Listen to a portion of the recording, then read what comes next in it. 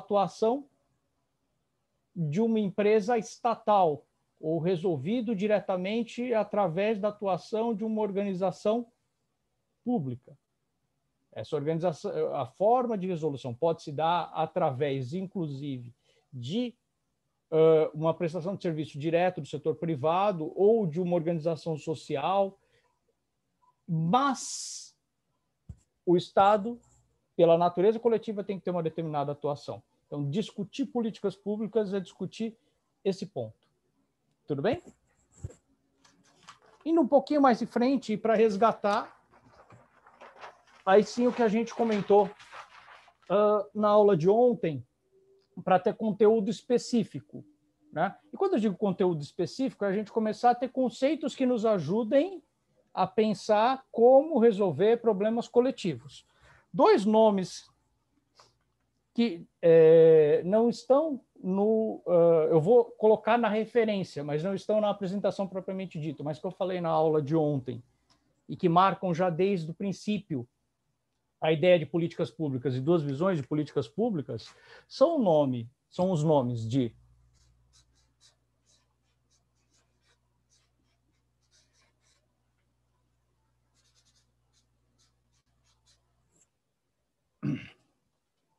Max Weber e o nome do presidente norte-americano, mas antes disso, professor universitário, Woodrow Wilson. E basicamente os dois estão pensando a mesma coisa, que é basicamente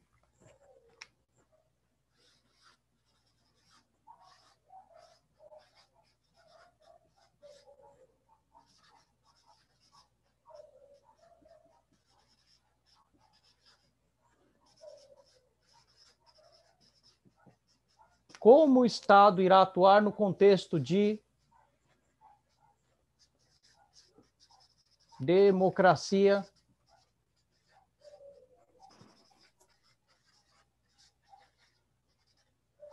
de massas. Então, uma coisa é você ter um Estado que tem que resolver problemas coletivos, mas a definição que o Estado assume de coletividade é uma coletividade muito pequena. Eu não preciso atender a todas as coletividades, eu preciso atender a alguns pequenos conjuntos de coletividade. Por quê? Porque é uma massa pequena de pessoas que são de fato considerados cidadãos, têm direito a voto, têm direito à representação e por isso são dignos do Estado fazer alguma coisa por elas. Na medida em que a democracia se torna massiva e a gente começa a incorporar a classe trabalhadora, depois mulheres, depois negros, e muitas vezes em processos que demoram anos para serem contemplados, a própria aumenta a quantidade de problemas que o Estado tem que resolver e começam a se criar novos dilemas. Em comum, o que esses dois pensadores contemporâneos conseguiram visualizar e pensaram através da atuação do Estado foi o seguinte: bom, a gente consegue organizar minimamente a atuação do Estado e propor alguma coisa se a gente fizer o seguinte: o que o Estado faz depende de um determinado ator chamado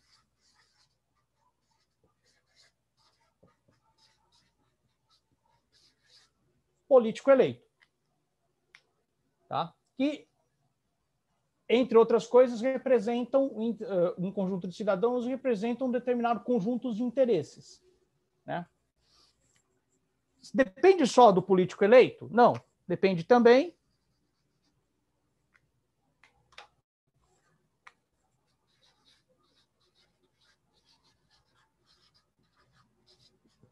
de burocracia. Um corpo de colaboradores que, dotados de conhecimento técnico que ajudem a, de fato, resolver problemas, né? E o que os dois visualizaram em comum? A gente pode ter problemas aqui de disputa de poder entre esses dois. A forma, e aí isso para quem estava presente na aula de hoje, é um ponto que eu não fui tão claro ontem e quero ser mais claro hoje, para fazer o link com o ciclo de políticas públicas. Para quem está ouvindo a primeira vez, ficar cravado, ficar colocado essa ideia, né? Ambos definem papéis muito claros, que, afinal de contas, a gente está falando da virada do século XIX para a virada do século XX, por mais genial que fossem o pensamento deles, tem uma condicionante das suas épocas. Na hora de definir as funções, ambos acabaram trabalhando, estabelecendo claros limites para a atuação de cada um deles, e na hora de estabelecer, claro, os limites, eles acabaram também estabelecendo funções que hoje a gente sabe que são estanques. O que quer dizer isso? Que não necessariamente esses limites são tão rígidos. Hoje a gente sabe que os limites são mais fluidos. Mas quais foram os limites, né? Como o político ele é eleito e ele entre as atribuições de ser eleito, ele tem que fazer a representação,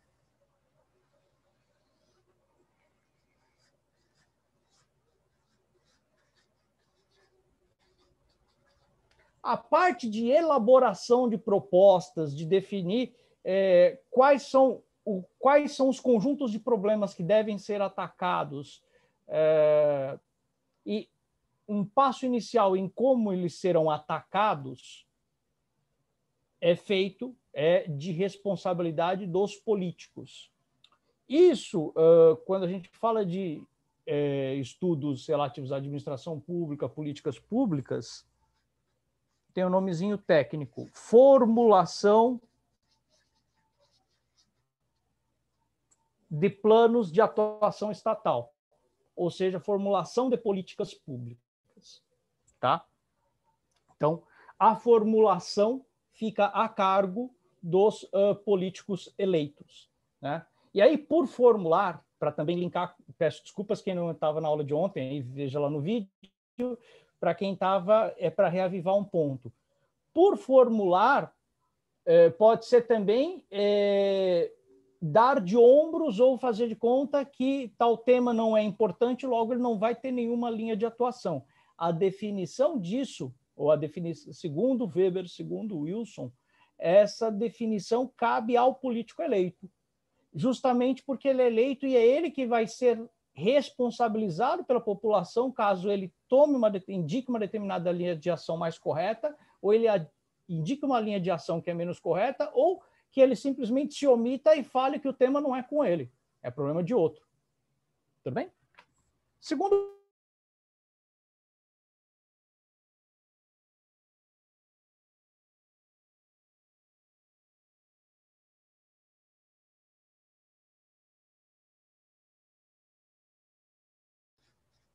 serão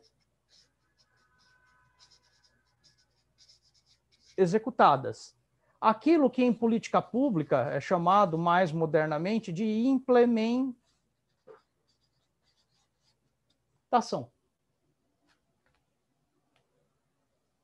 Tudo bem? Então, o que cabe ao burocrata? Bom, o problema foi apontado, o direcionamento do problema foi apontado pelo político eleito, a forma de resolução fica a cargo do corpo técnico que serve ao Estado resolver.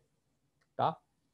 Então, esse é o nosso ponto de partida, por quê? Percebam o seguinte: então, política pública como ação estatal, se a gente for para pensar como fazer, nosso ponto de partida, a gente já sabe duas coisas a partir desse pequeno ponto aqui, e retomando os clássicos da ciência política / políticas públicas. Quem é eleito ou quem é político eleito tem uma prerrogativa de indicar quais são os caminhos que devem ser delineados, quais são os temas centrais e participar ativamente da formulação de políticas públicas, né? Por outro lado, quem detém conhecimento mais técnico de resolução de problemas vai participar mais ativamente, definindo quais serão as estratégias adotadas, quais serão os planos para efetivamente colocar conseguir fazer com que aqueles objetivos definidos, com que a temática proposta se converta efetivamente em planos de ação. Tudo bem? Então, tem o que foi colocado, ou que está colocado desde o começo do século, virada do século XIX, começo do século XX, essa distinção estanque. Para por aí? Não. A ideia do ciclo de políticas públicas adota esses dois princípios, mas problematiza um pouco mais. O que nós vimos ontem? Eu estou usando aqui bastante o Flip antes de ir para a apresentação e a gente retomar alguns pontos que eu falei ontem e dar maior profundidade neles. Então, a gente tem já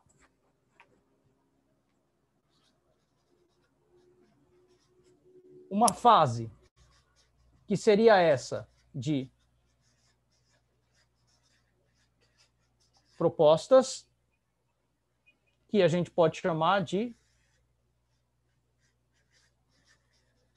formulação.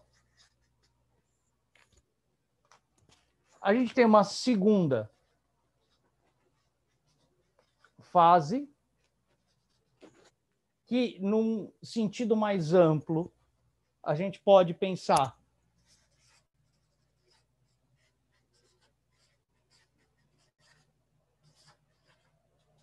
como fazer, que a gente dá o nome de implementação. No princípio,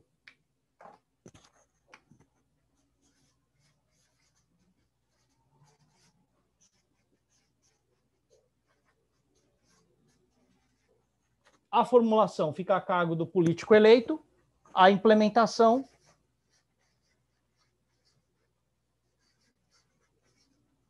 a cargo da burocracia. Qual é o problema? Bom, muita gente que está aqui já deve ter ouvido nomes como movimentos sociais, sociedade civil organizada, ou mesmo aquilo que a gente pode chamar não de sociedade civil organizada ou sociedade civil desorganizada. Uma série de pessoas que não têm uma pauta muito bem organizada, mas estão na rua, né? Ou seja, estão manifestando que têm determinados interesses e que, de certo modo, não estão se sentindo representados pelo que está sendo feito, né? Como é que a gente incorpora esses caras? Aparentemente aqui só tem dois atores. A rigor, se a gente pegar algum chato de galocha, cientista político 200% convicto, vai falar, mas o político eleito representa inclusive esses caras, né? E tem uma questão do político eleito não ser simplesmente o despachante, né, que só passa o recibo, ou que só faz o que o eleito quer. Ele tem temporariamente prerrogativa, inclusive, de falar não para os seus eleitos, desde que ele comunique o porquê não. Mas vamos supor que isso é cobrar demais do político eleito. Como é que a gente cria, então, um modelo para pensar ação pública que incorpore esses atores? Não só isso, que incorpore também, quer gostemos, quer não gostemos, e quer gostemos mais de um determinado tipo de mídia ou meio de comunicação que faz uma forma, modalidades, a própria influência das mídias mais tradicionais e das mídias novas, né? Como é que a gente faz para balancear esse peso? E aí, nesse sentido, lá na década, esse movimento começa na década de 50 ainda e vai se aprimorando ao longo da década de 60 para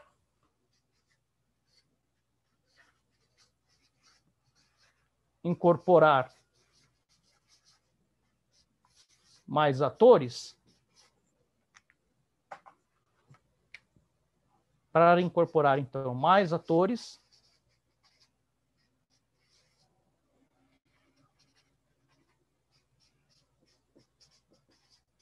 a ideia é começar a pensar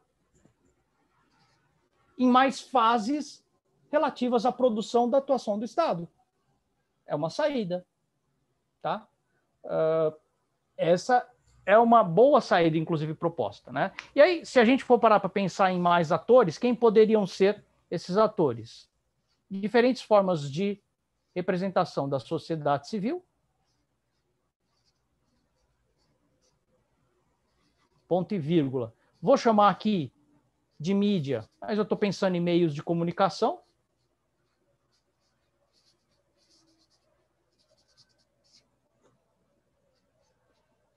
e, sobretudo, a academia. Tá? Bom, aliás, ficou faltando também partidos políticos que não necessariamente se representam através de políticos eleitos, mas entraria tudo aqui na sociedade civil. Se redesenha e se pensa o seguinte, fase 0.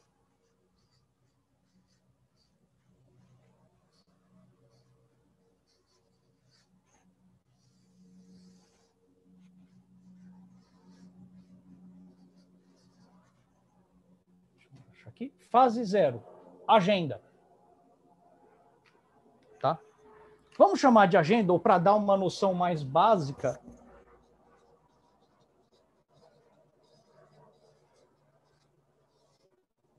definição de prioridades.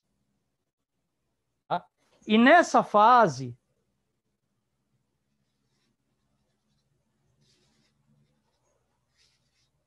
é aquela onde, de certa forma, mais claramente, há uma disputa muito forte entre diferentes atores que estão no entorno, sobretudo, eles podem estar no entorno, tá? Tanto do poder executivo, ou definição de agendas e de prioridades na ação do poder executivo, mas não só isso, a gente pode pensar também na agenda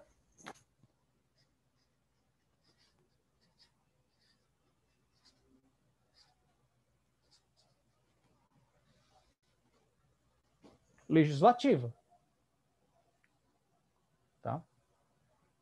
Então, a gente tem essa situação, definição de prioridades na agenda legislativa. Eu não sei quem é da cidade, quem é do estado e da cidade de São Paulo, dois exercícios interessantes, um ir da Câmara dos Vereadores, outro exercício interessante ir na Alesp. Agora está fechado em virtude de pandemia, mas quem vai, sobretudo nos dias de funcionamento mais ativo, que são entre terça e quinta, deixa eu ver aqui tem uma pergunta. O judicial hoje também, né? Bom, excelente pergunta, né? Se o judiciário, de certa forma, primeiro, então vamos por partes. Se ele influencia na agenda do executivo legislativo, sim, é uma possibilidade. Então a gente poderia, por exemplo, a partir da colocação, deixa eu ver quem foi que fez a questão aqui que apareceu para mim, Isabel. Sim, Isabel, a gente poderia, por exemplo, colocar aqui, vou colocar entre aspas, tá? De certa forma, o sistema de justiça pode influenciar muito significativamente. Peraí, gente, aquelas mosquinhas noturnas enchendo a paciência. Bom, a justiça pode influenciar aqui na definição de agenda, claramente, bem como a gente pode ter um outro processo. No Brasil, ele não é tão claro, mas em outros tipos de sociedades, e a gente pode pegar, por exemplo, formas de organização da sociedade como a norte-americana, você pode parar para pensar que tem pressões da sociedade civil que vão influenciar a agenda da justiça. Né? Então, por exemplo, a justiça tem um papel maior do que muitas vezes gostamos de admitir, por exemplo, na extensão dos direitos na história norte-americana. Tá? E não é só uma questão extremamente técnica de advogados que iam lá na Suprema Corte e conseguiam defender bem, etc, etc. Não, tinha pressão da sociedade civil propriamente dita. Tá bem? Alguém colocou uma questão sobre multicêntrica. Deixa eu ver aqui só. Essa incorporação de novos atores é o caminho para uma perspectiva multicêntrica? Pode ser. Eu preciso só entender direitinho o que você está chamando de multicêntrica, mas é vamos chamar assim, uma perspectiva, uma possibilidade de pensar o ciclo de políticas públicas como uma forma de alargar dentro daquele movimento histórico de democracia de massas, de conseguir minimamente tentar abarcar os novos interesses que estavam surgindo. Então, de fato, de tentar ampliar as possibilidades de representação na atuação do Estado. uma das funções do ciclo de políticas públicas é essa. Tudo bem? Hoje o pessoal está mais animado fazendo perguntas. Bom, então, essa é o ponto de agenda, que, como eu disse, década de 50 nos Estados Unidos, e por mais que a gente ache que a década de 50 é uma década careta lá, estava pegando fogo, né, já. Bom, não só nos Estados Unidos, aqui também, né? Bom, mas vamos lá. Etapa seguinte, formulação. Como a gente já sabe, ou conforme a gente já colocou aqui, tá? Aquilo que entra na agenda e que é definido como prioritário vai se converter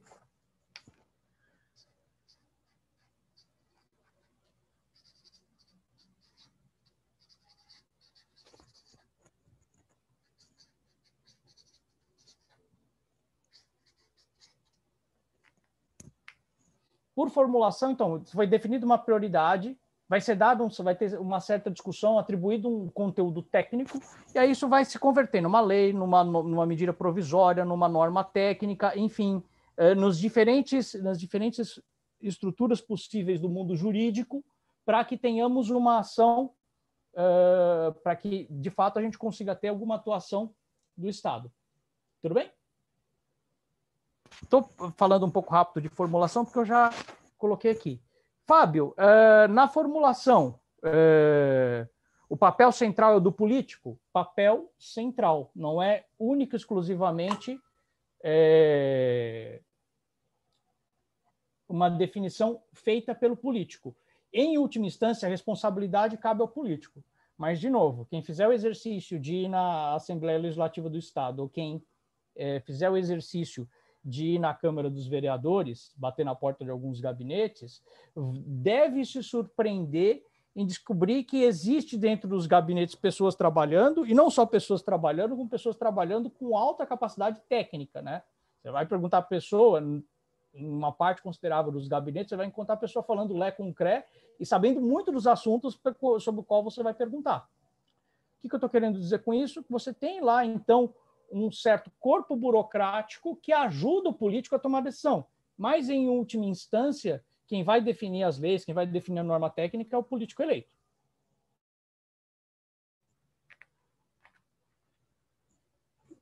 Terceira etapa.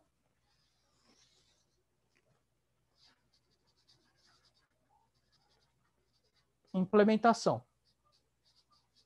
Que é justamente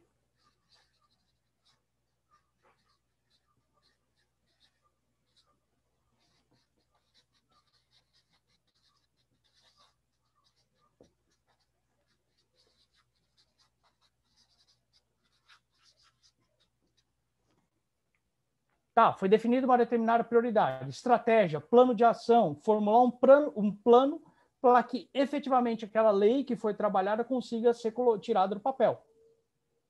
Tá? Então, por exemplo, a gente vive hoje uma situação que, de certa forma, ainda está tudo se consolidando, mas muitas dúvidas sobre como vai funcionar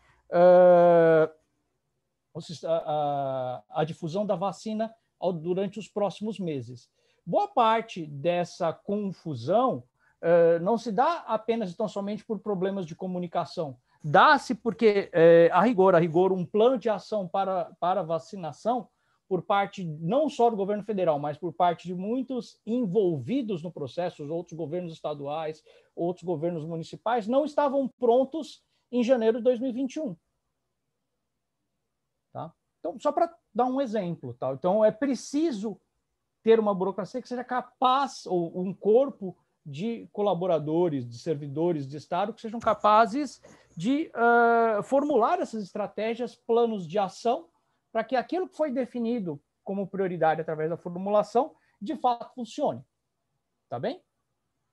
Só que aí eu coloquei um termo que é bastante desafiador. De fato funcione. E aí entra o nosso último círculozinho aqui, que é monitoramento e avaliação.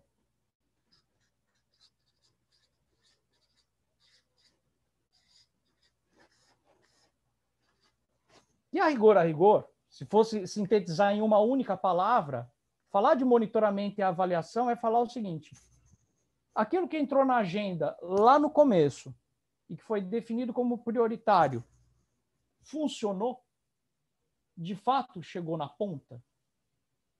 Falar de monitoramento e avaliação de fato, conseguir verificar quais são, conseguir elaborar uma metodologia que seja capaz de responder a seguinte questão: os diferentes temas propostos na agenda de um determinado governo, na agenda de um determinado poder legislativo, ou mesmo na agência de justiça, funcionaram? E aí percebam, vocês podem estar se perguntando também o seguinte: Fábio, quem vai ser responsável por fazer esse monitoramento e avaliação? O ideal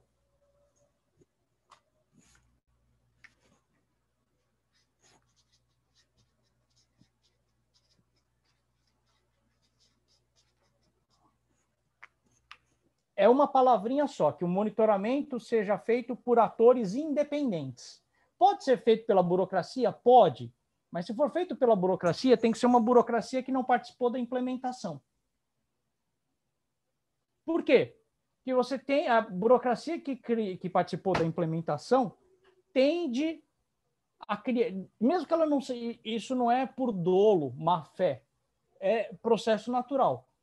Ela tende a criar, ou ela vai tender a avaliar de uma maneira viesada, olhando para determinados aspectos, né? Ou destacando determinados aspectos do que foi feito e do que não foi feito.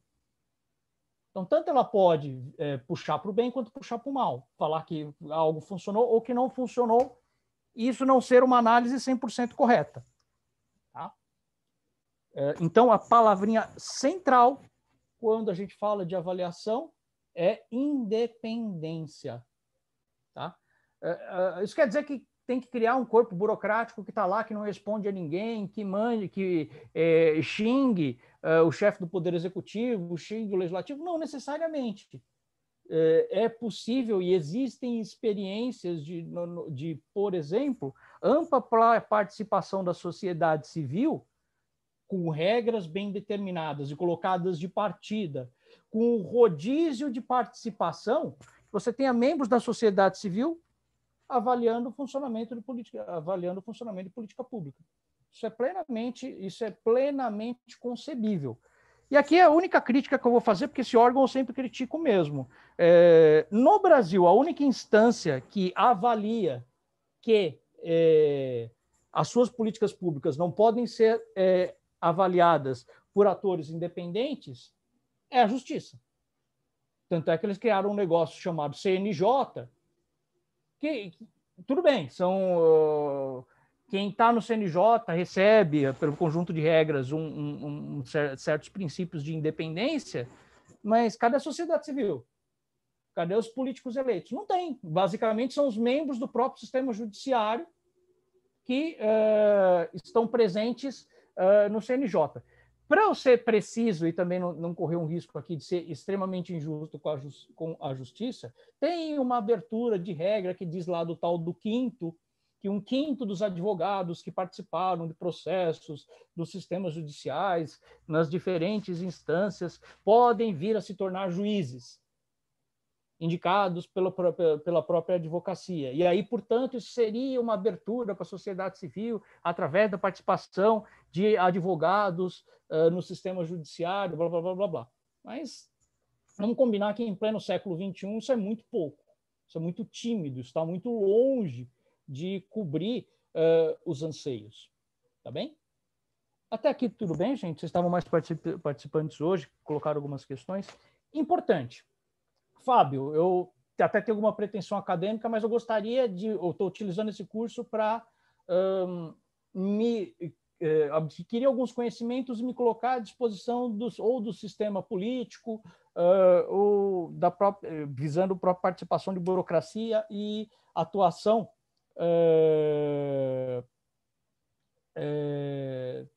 no sistema, na produção do Estado. Ponto. Como é que eu utilizo isso daqui? Bom, eu diria o seguinte, princípio analítico, né? Então, você vai avaliar uma política pública, então você vai falar, por exemplo, do programa de vacinação. Do que especificamente você vai, o que especificamente você vai analisar num programa de vacinação? Vai analisar a agenda? E aí uma coisa importante, e aí eu tenho uma determinada posição, que eu não quero externar aqui, mas, verdade seja dita, o movimento anti-vacina que coloca, primeiro, é uma nova perspectiva da sociedade que está na agenda, não é só uma tendência nacional, é uma tendência mundial, que eu acho ruim, particularmente, mas não é de agora, vem de alguns anos. Eu lembro que quando eu morava lá no Texas já existia campanha que a gente recebia na época por e-mail, às vezes por WhatsApp também, o WhatsApp não era essa loucura que era hoje, mas a gente recebia figura de crianças com 1 ou 2 anos e a quantidade de agulhas que tinha para denominar a quantidade de vacinas e se perguntava a quem interessa isso. Então, quer dizer, a existência de um movimento anti-vacina que coloca uma nova perspectiva de agenda tem que ser considerada. Ou pode não ser considerada também, mas só para marcar. Então, quando você vai analisar, primeiro, você vai pegar uma política setorial, qual fase você deseja avaliar? Ou você vai avaliar todas? Vai dar um pouquinho mais de trabalho, mas aí você tem uma visão um pouco mais completa. Tudo bem? E, assim, os marcadores também eu acho que é bem importante para quem for contribuir. Quando se fala de agenda, basicamente você está falando de definição de prioridades em um alto processo de disputa de interesses, quase intestinal. Tá? Quando você fala em formulação, bom, você está falando de processos que existem disputas, mas as disputas envolvem, de certa forma, um conjunto de regras diferentes, sobretudo porque a gente está falando da pacificação de prioridades e a conversão de prioridades em leis ou normas técnicas, ou a forma que permitir ao Estado atuar, definitivamente converter essa atuação. Implementação. As regras ou a lei chega na mão da burocracia. E essa burocracia vai ter que definir planos, formas, estratégias, como vai tirar efetivamente esse plano de ação. Então, aqui você tem um conjunto muito amplo de atores para analisar. Quando se fala de formulação, você vai falar basicamente de análises políticas. Implementação, basicamente o olhar central, o discutir centralmente a burocracia, quem é a burocracia que está implementando. E quando se vai avaliar, discutir o que está sendo avaliado e por quem. Temos 2 perguntas aqui, deixa eu olhar. Nessa parte de avaliação, entrariam os conselhos que agregam integrantes da sociedade civil? Absolutamente perfeito, Manuel. Algumas políticas públicas são a avaliação conta com membros da sociedade civil que participam através de conselhos. Então, por exemplo, o conselho de... Desculpa, gente, estou dando aula para vocês numa briga com insetos aqui em virtude do calor. Então, membros de conselhos como o SUAS, Sistema Único de Assistência Social. Então, a assistência social tem diversos atores que participam da prestação de serviço de assistência social, que estão organizados em movimentos e que participam lá do SUAS. Perfeito. Do SUS, a mesma coisa. Sistema Único de Saúde. Então, tem membros que participam e ajudam a avaliar algumas políticas. Absolutamente perfeito, Manuel. Hugo, Fábio, até que ponto a participação dos diversos atores na formulação da agenda ou na criação da agenda, mas essa formulação de agenda que o Hugo falou é interessante, que eu vou depois bagunçar um pouco essa história aqui, pode tornar um governo populista ou tecnocrata demais.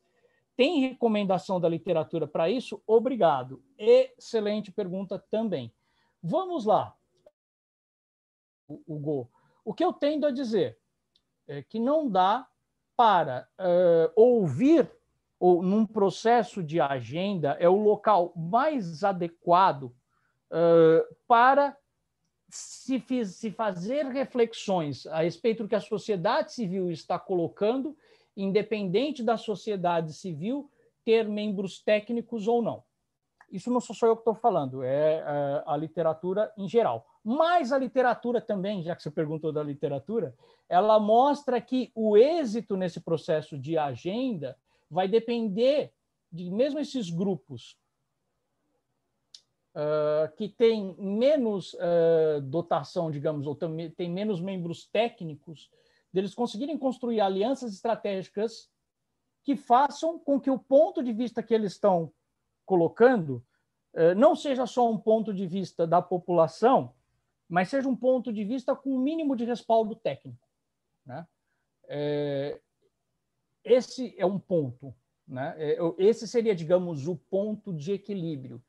E aí eu diria que não tem uma receita, efetivamente, para se conter populismos no processo de agenda, mas eu diria que o principal critério é dado ainda pelas comunidades, pelos atores mais técnicos, da seguinte maneira: quem tem que, de certa forma, rechaçar e falar, desculpa, população, você está errada na fase de agenda, são os técnicos que são procurados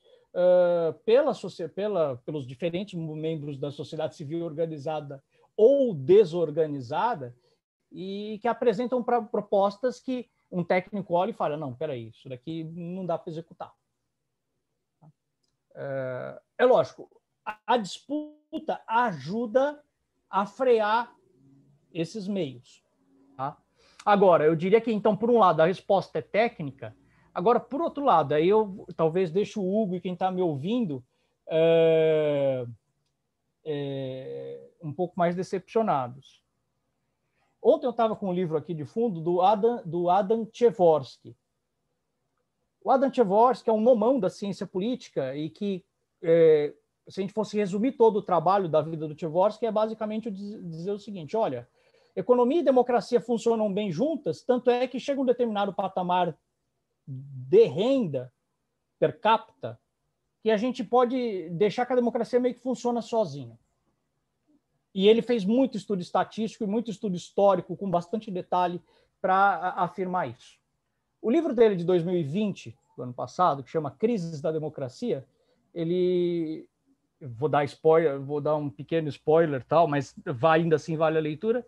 A mensagem final é o seguinte, gente, eu posso ter errado, viu?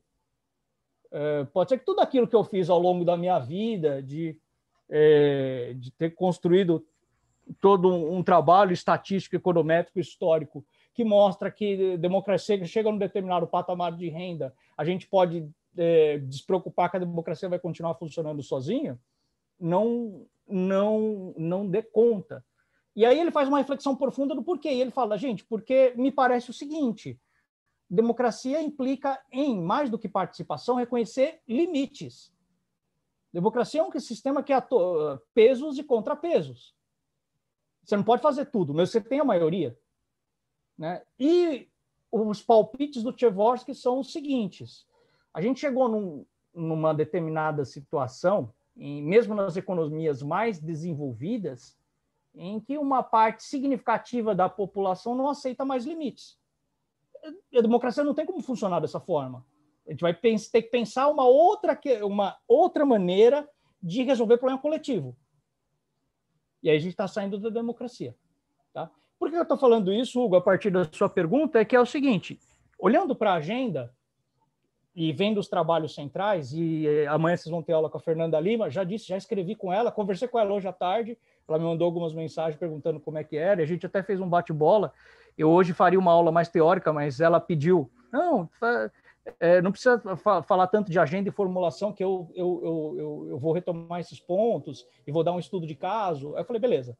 Por que eu estou falando da Fernanda Lima e disso aqui? Que basicamente é o seguinte, dentro da literatura de agenda e dentro da literatura de formulação, a gente tem, digamos, Hugo, contribuiriam para colocar freio naquilo que a gente chama de populismo. Mas, porém, contudo, todavia, entretanto, isso é o que diz a literatura de agenda. O que está dizendo o Tversky, que é um cara que estudou democracia, é o seguinte, olha, gente, pode ser que a própria democracia esteja indo para o beleléu.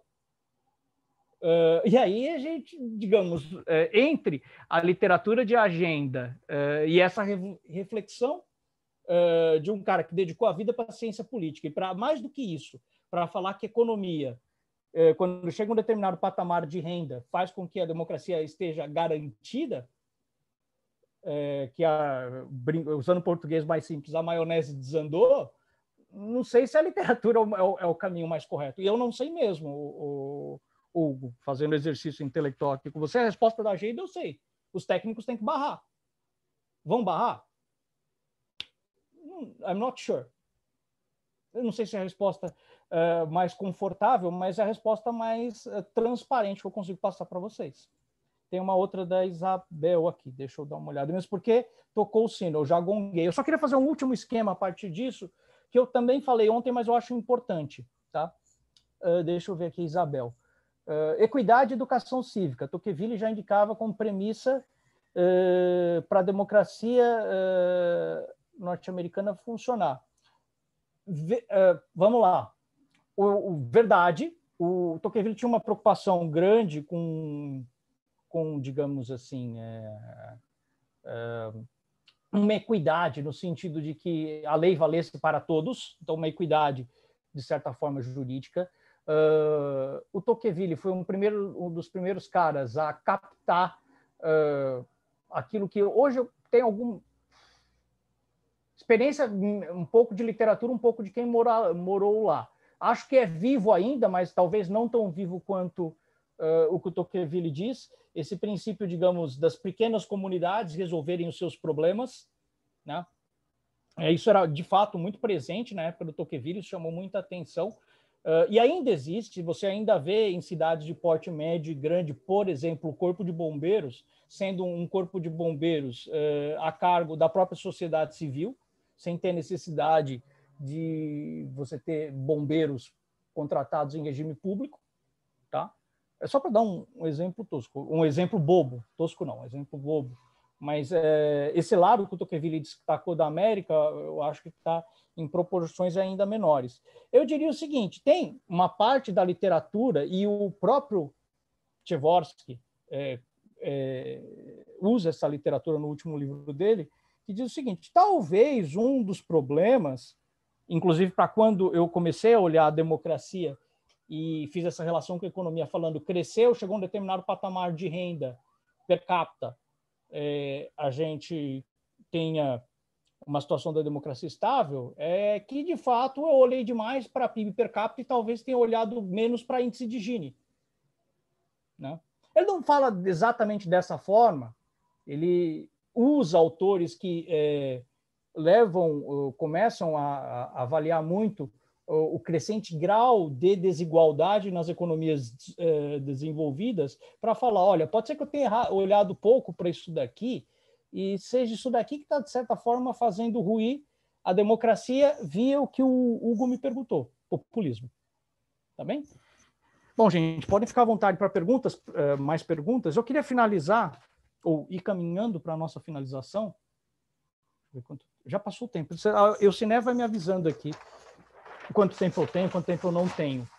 Só para dizer o seguinte. Tranquilo, professor Fábio. Pode seguir.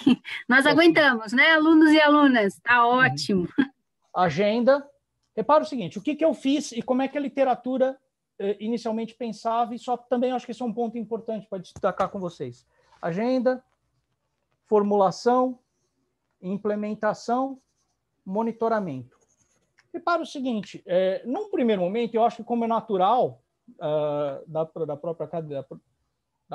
própria forma de produção de conhecimento, cada uma dessas etapas muito estanques. Tá? Eu diria que cada uma dessas etapas estanques ou separadas tem os seus prós e os seus contras para as funções que vocês podem executar ou para os objetivos de vocês. Pró.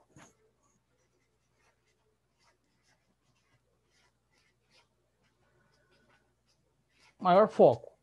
Então, se eu pego, com o material que eu vou enviar lá para vocês, a literatura de agenda, ou só a literatura de formulação, só a literatura de implementação, e só a literatura de monitoramento e avaliação, eu tenho maior precisão E, com isso, se eu for analisar uma política pública ou uma forma de atuação do Estado em um determinado setor, eu consigo, de fato, com esse maior foco, ter maior precisão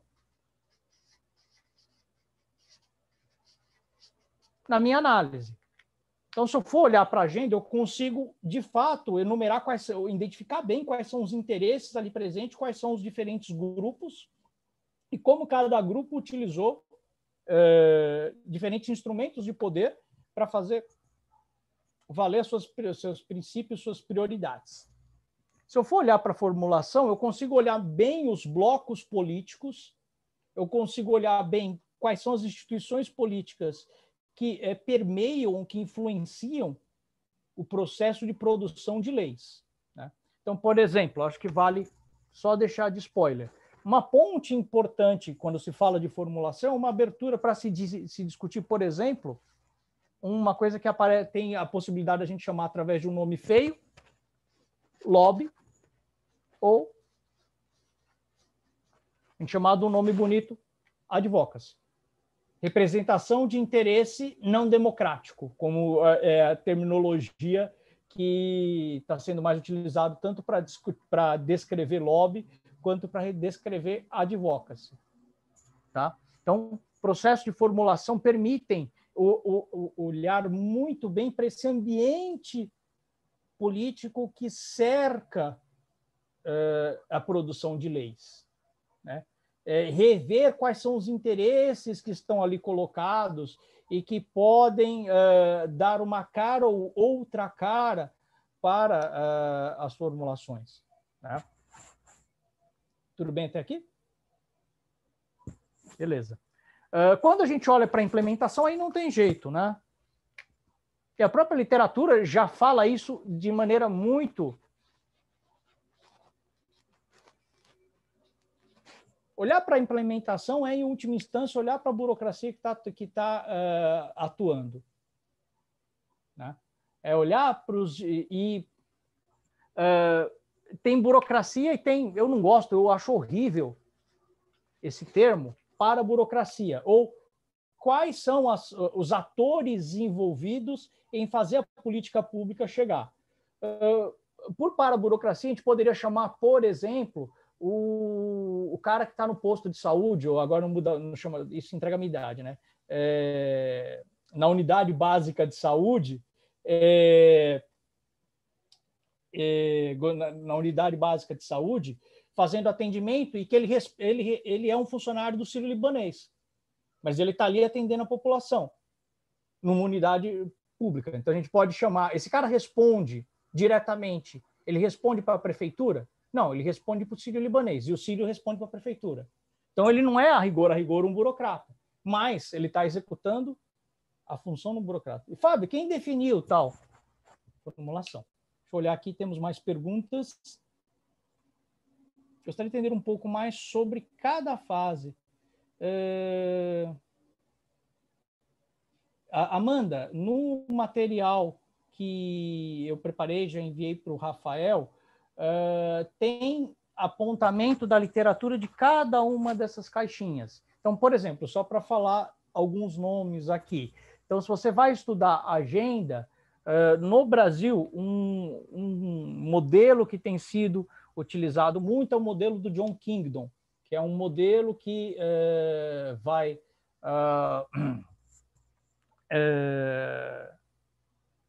é um modelo que, entre outras coisas, vai falar que a ideia vai ponderar os grupos e vai pensar na janela de oportunidade.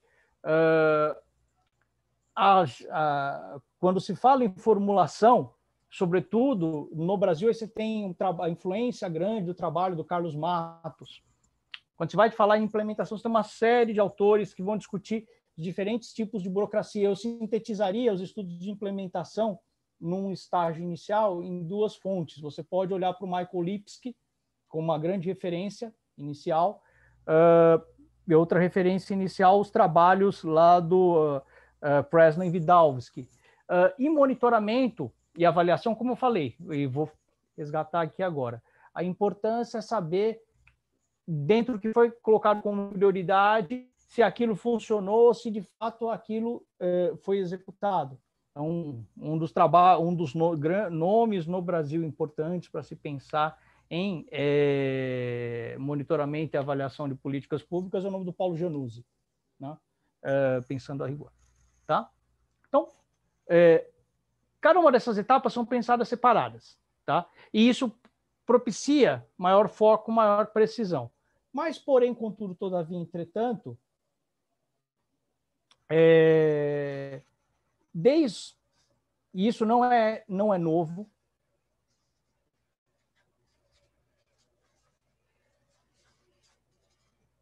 O Charles Lindblom, que é um cientista político norte-americano, ele vai dizer, ele que era um estudioso, sobretudo comportamento político, né, vai dizer o seguinte: bom, a gente trabalha com essas fases estanques para, de fato, ganhar foco, mas a gente pode perder os processos como um todo. Na verdade, ao invés da gente ter 4 etapas muito bem separadas, o que o Lindblom vai nos dizer é o seguinte: a gente tem que levar em consideração as amplas zonas de sobreposição que existem, né? Então, agenda, formulação, implementação, monitoramento. Bom, a agenda eu falei como uma etapa de prioridades, não é isso? E uma etapa onde a sociedade civil pode ter um papel, através de grupos organizados, da participação, da interação com uma comunidade científica, conseguir fazer valer propostas e definição de prioridades. Ponto. E aí definiu-se uma prioridade. Na etapa de formulação, o que, se você usa as coisas muito separadinhas, você não consegue ver, é que na etapa de formulação você pode ter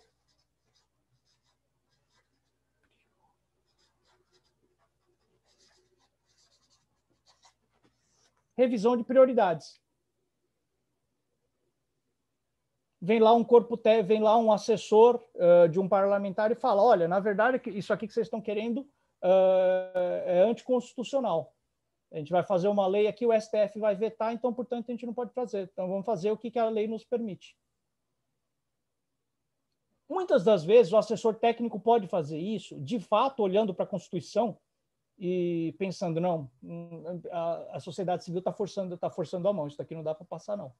Agora, a gente não pode ser inocente a ponto de desconsiderar a existência de lobby e a própria existência de advocacy no processo de formulação.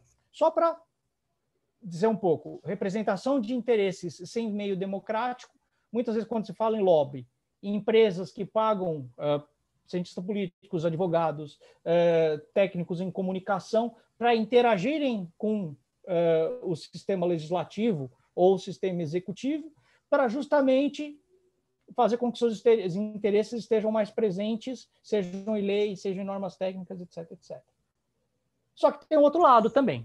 Muitas vezes a sociedade civil, sabendo que isso existe, ela também contrata advogados, ela também contrata cientista político, ela também contrata técnico para estar lá presente em Brasília, ou presente no dia a dia da Lesp, ou presente no dia a dia da Câmara Municipal de Vereadores, para ficar atento e falar: não, senhor, essa norma, isso daqui não fere constitucionalidade coisa nenhuma. E ainda que fira, deixa o Supremo decidir. Por que a gente está queimando etapa? Tá? Então, um dos riscos que se corre quando se olha para cada uma dessas etapas muito segmentadinhos é pensar que cada vez que se avança no campo de definição de uma política pública, existem possibilidades de revisão. E essa bola foi cantada pelo Charles Lindblom.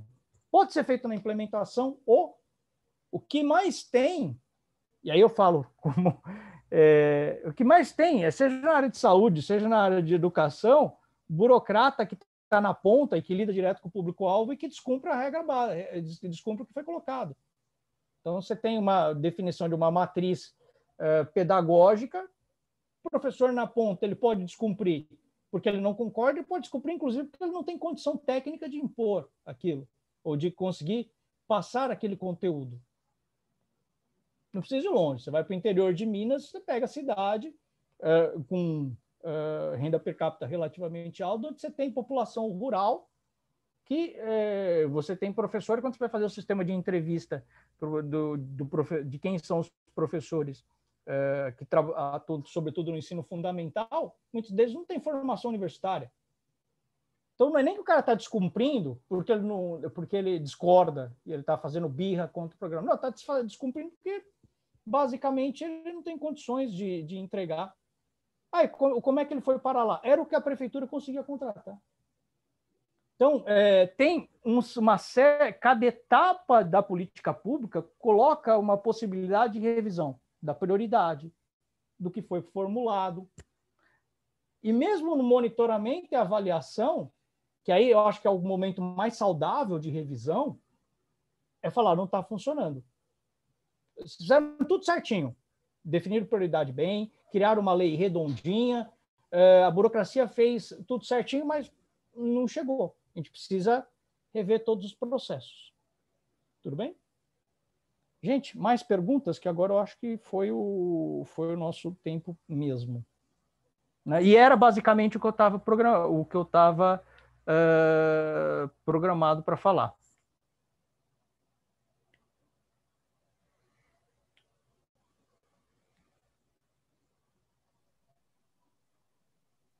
Deixa eu ver aqui, Amanda.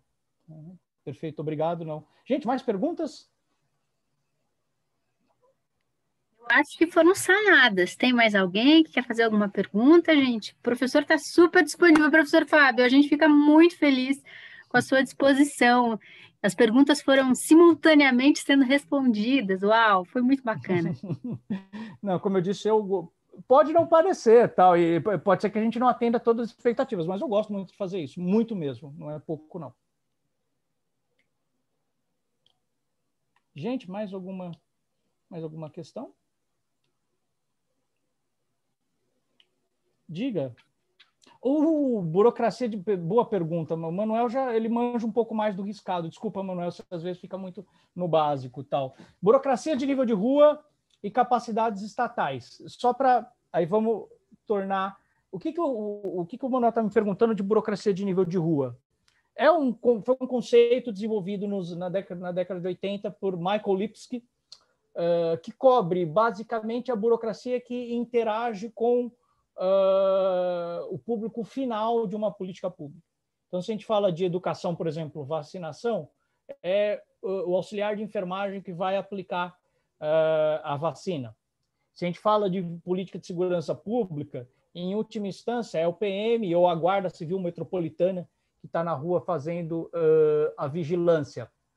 Se a gente fala de educação, é o professor em sala de aula, ou como esse exemplo que eu dei, que você vai... Isso, o Fernando Abruzzo é mestre em contar essas histórias, porque ele dedica muitos anos a estudar política pública de educação. Eu já fiz alguma coisa junto com ele, e aí já sei como caminha.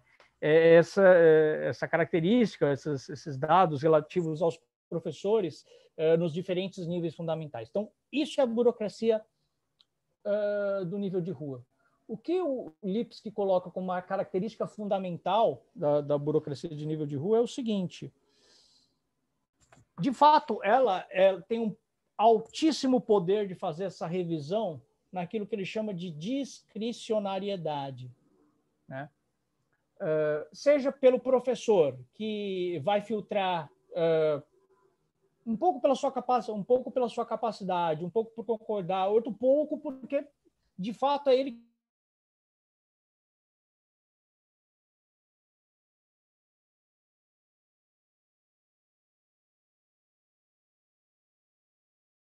o que vai chegar, o que não vai chegar. A forma política pública decidindo quem que ele vai revisar, quem que ele vai revistar. Opa!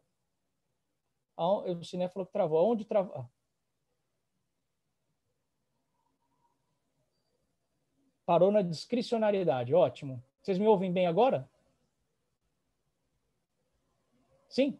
Então, discricionariedade é, por exemplo, o professor virar e falar, olha, professor de português, tal, ele olha lá, então ele tem que ensinar oração coordenada sindética e sintética, assintética e sintética.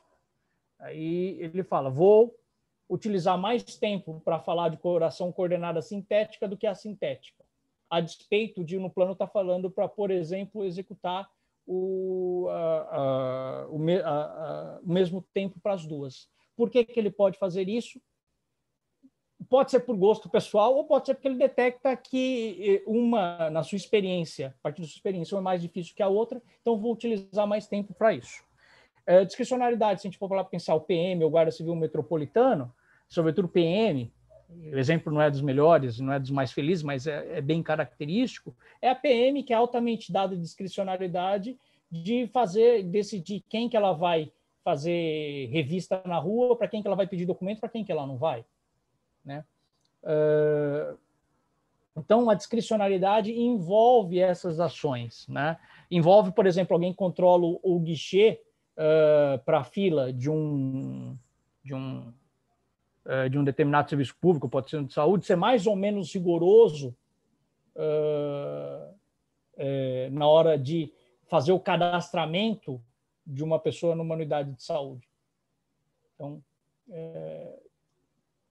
e tudo isso é importante para dizer o seguinte, são pontos de revisão da prioridade, de revisão de prioridades, revisão de formulação. O Michael Lipsky ele inaugurou há 40 anos atrás, com o conceito de burocracia de nível de rua, a ideia de que aquilo que é formulado pode ser revisto não por um alto burocrata, mas por um burocrata que está mais próximo do sistema político, mas por um burocrata que está mais próximo do público-alvo. Capacidades estatais, que é outra pergunta que o Manuel... Vou ver aqui só para chamar o nome certinho. Manuel, isso. O Manuel, que já manja do riscado, me perguntou. Capacidades estatais é o seguinte, então, deixa eu voltar no exemplo que eu dei lá. Vai muitas vezes para... Não precisa ser o interior de Minas, talvez no interior de São Paulo mesmo, onde você encontre professores do ensino fundamental que ainda não concluíram estudos. Bom, e aí por que isso? Porque a Secretaria de Educação precisa dotar os professores e fez um determinado arranjo circunstancial para colocar professor temporário. Né? Diria o seguinte, capacidade estatal, em termos de conceito, é o seguinte, quais são os recursos orçamentários, quais são os recursos em termos de força de trabalho, quais são os recursos em termos de estrutura física que estados, municípios e governo federal dispõem para conseguir executar a política pública. Né? E aí passa por não só pensar em dinheiro, quanto de burocracia tem, mas eu peguei esse exemplo do professor para dizer de cidades que têm professores no ensino fundamental que não têm formação, para dizer o seguinte, os últimos estudos a respeito de capacidades estatais começam a contemplar também o seguinte, eu tenho burocracia, essa burocracia está apta, de fato, a executar o serviço ou não? Ela recebeu o treinamento mínimo para executar aquilo que se espera ou não? É isso que é capacidades estatais. Né? Em termos de literatura, um dos nomes importantes para discutir capacidades estatais é aquele brasilianista da Universidade do MIT, o Ben Ross Schneider. Né? No Brasil, os técnicos do IPEA, Roberto Pires, eu não vou lembrar o nome do outro Alexandre, do Alexandre que trabalha junto com o Roberto Pires, estudam muito capacidades estatais. Quem estuda muito capacidades estatais e aí tenta fazer um bate-bola com burocracia de nível de rua é a super, ultra, hiper, mega produtiva Gabriela Lota, que era professora da Federal do ABC e agora está na GV, a mulher que o dia deve ter 56 horas, porque não é possível que aquela mulher dá conta de fazer. Né? Então, acho que as indicações de literatura são essas, para a burocracia de nível de rua, Lipsky e Gabriela Lota, que também vai falar alguma coisa sobre capacidades estatais, literatura mais internacional de capacidades estatais, Ben Ross Schneider, seguido do Roberto Pires, que também estuda políticas públicas, que também estuda, burocracia de nível de rua, e um outro conceito que eu adoro, que não deu tempo de falar aqui, que é a burocracia de médio escalão, que é justamente o cara que não está nem perto do político para alterar a decisão do político e que nem está na base, que ele está no meio de campo, ele faz gerente. É o coordenador de curso em Universidade Federal, é o gestor do SUAS, que dá um jeito de montar os plantões e as campanhas por aqui de cadastramento para o Bolsa Família, é o gerente da unidade básica de saúde, que tem que se virar nos 30 para pensar como vai controlar um foco de tuberculose na comunidade XPTO, vai por aí. Respondi sua pergunta, Manuel?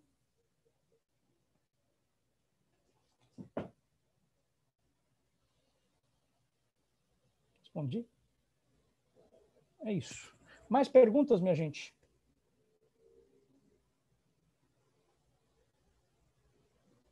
Se não, damos os trâmites por findos, como diria Vinícius de Moraes, né?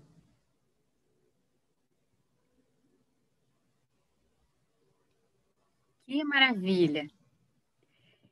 Que outra aula incrível que nós tivemos, né, gente? Foi muito bacana. Professor Fábio, mais uma vez nós pudemos absorver aqui bastante conhecimento. Eu estou muito feliz, e eu imagino que os colegas também, vocês, alunos e alunas, professor, porque a interação de vocês hoje foi incrível, gente, foi muito legal. Acho que vai pegando afinidade, né, professor Fábio? Então, Sim, conforme primeira vez, no primeiro dia de contato, ainda mais não sendo presencial, tem um distanciamento. Conforme vai envolvendo mais, fica mais tranquila.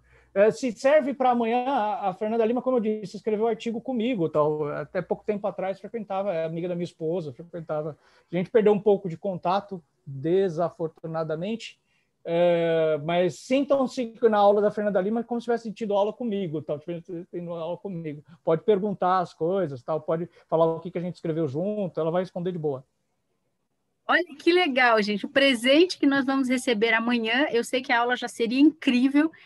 E agora, com esse plus aí que o professor Fábio está nos dando, que eles já conversaram, a professora Fernanda e o professor Fábio já conversaram, então, olha, está imperdível a aula de amanhã, como a de hoje, como a de ontem. Estou muito feliz. Muito obrigada, professor Fábio. Obrigada a você que participou da aula, mesmo que não tenha feito perguntas, mas você esteve aí participando, interagindo, sim, com a sua atenção, com a sua dedicação a esse curso.